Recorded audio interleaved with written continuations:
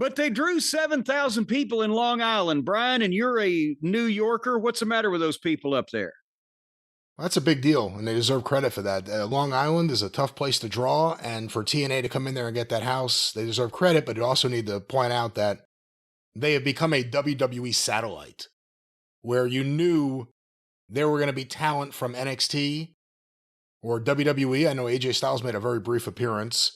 Well, yeah, and they had telegraphed that by finding his gear in the locker room or whatever. Yeah. You know? Yeah, so I he mean, can't be far away from his pants. look, TNA has more buzz going for it right now than it has at any point in a very long time. I actually don't know when the last point they had this much buzz. A lot of it's based around the WWE relationship.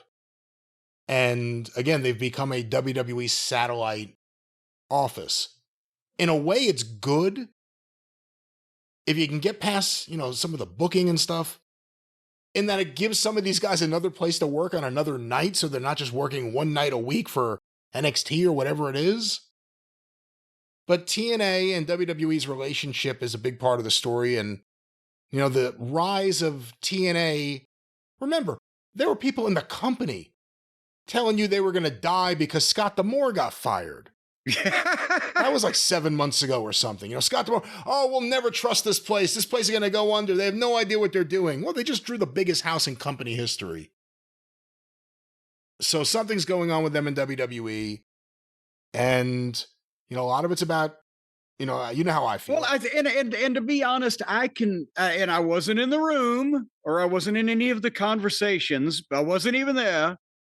But I can see where Scott D'Amore having not only a business, but also a personal investment in wrestling in general and in the company, if they were bandying around this idea of, oh, we'll just, we'll be a subsidiary storage closet over here for the WWE and we'll make more money, but it won't be your vision of the product or, etc. I can see where that may have been a sticking point. Maybe that was it to begin with. That's why I'll just buy it.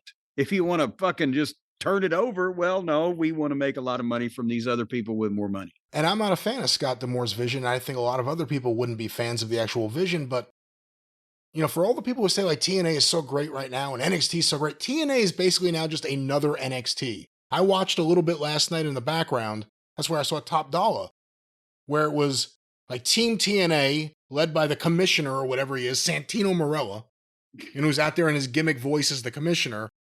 And it was a team that was like Moose and Eddie Edwards, who I haven't seen Eddie Edwards in a while, but again, it was this team, and then all of a sudden Trick Williams and Top Dollar and some little guy come out. And I was like, all right, this is kind of like NXT-ish. And then there was like a long women's tag match, and I gave up. And I just said, I've seen enough. It's exactly, there's a format of wrestling and a type of show that is everywhere. Just like everyone copied WWE for years, they're all copying this, and the only one who's not is Tony, and he's gone in such a complete other direction that, again, that can't be enjoyable the way I want to enjoy wrestling, and it's frustrating to me, but credit for TNA growing their business, getting a lot of exposure with WWE. Let's see what happens if they don't sell to WWE and they finally say no about something.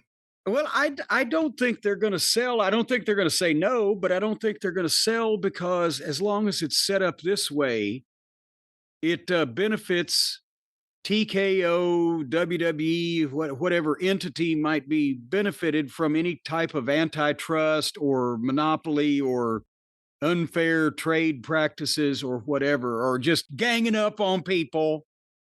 Well, we're working with these other, these poor needy children over here in Canada, whatever. But WWE has a whole system now. I mean, it's really, when you think about it, it's the two main brands. It's NXT, it's AAA, and it's TNA. All these different places they could send people as they sign up everyone they can. It'll be interesting to see what Japanese promotion they'll end up buying. But they're trying to gobble up all the air right now. And, we've said it for a while with AEW. We haven't even reviewed the show yet, but we've said it for a while. The idea that they're going to run into the Ann Gunkel problem where they're not going to be able to get talent. WWE's doing Yeah. everything they can to make that the actual challenge. And they don't need they're going to own enough, but they don't need to own everything as long as they're the most important thing in that entity's existence and they're making a lot of money with them. They'll just keep them under their thumb. But Eric Bischoff got some attention this week. He was on the Ariel Helwani show, and I don't have the quote in front of me, but I think it was something along the lines of TNA can surpass AEW if they just get a good TV deal.